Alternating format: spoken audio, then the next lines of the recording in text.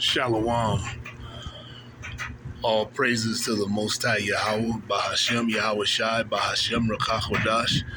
Double honors to the elders of GMS, and also to the Akim pushing this truth throughout the four corners of the world, risking their life to do so.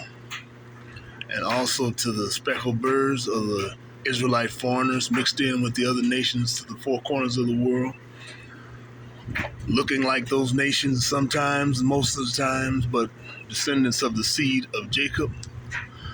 I just like to say real quick, this is a real short video. Tonight is the Sabbath, and it also brings in the Passover.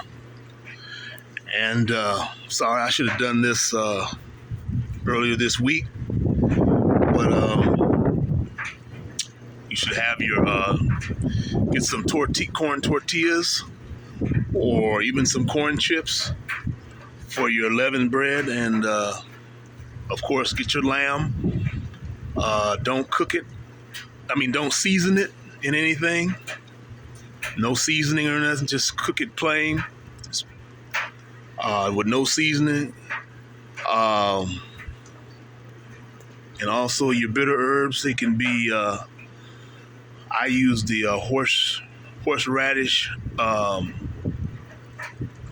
horseradish root, and the lamb. Make sure when you prepare the lamb, whatever you prepare, and you start eating it, you have to finish the whole thing. Whatever you don't finish, you have to throw out of the meal.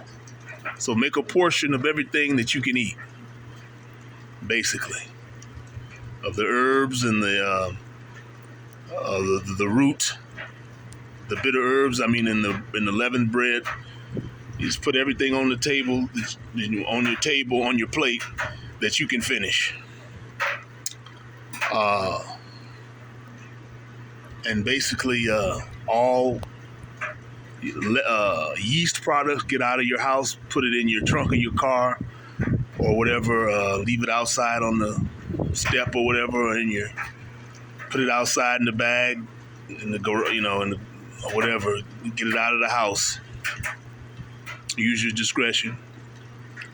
And that's pretty much it. I know I'm going kind of fast, but we can't practice these. These are practicing the righteous acts. We can't do it to complete, because we have to have a lamb that's not blemished, and we can't do this in this society. We have to have our own farms and raise our own animals, so we'll know what condition they're in. But we do it to the best of our ability. And it is important, because this is a continuation of our culture that we lost. So, and also say some prayers over your food, and maybe even some prayers throughout the night. The Lord's Prayer and other prayers. And that's primarily it. That's what I did last year.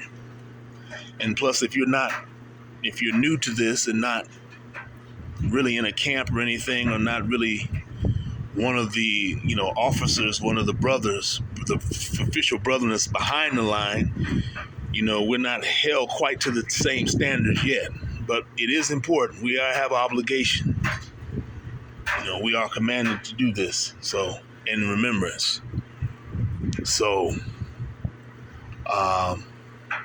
this is a somber event. Eat in haste.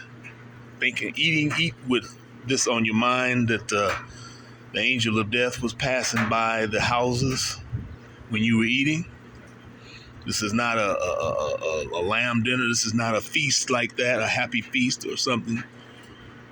This is not a party. This is remembrance, because this was very perilous and scary and sad things were happening. You heard your people in your next village who you grew up with, who were screaming because they were the angel of death was putting the sword to them. So, and you're eating this meal while this is going on. So this is not a happy time, but it's a thankful time that you're in this truth, and you're not out there right now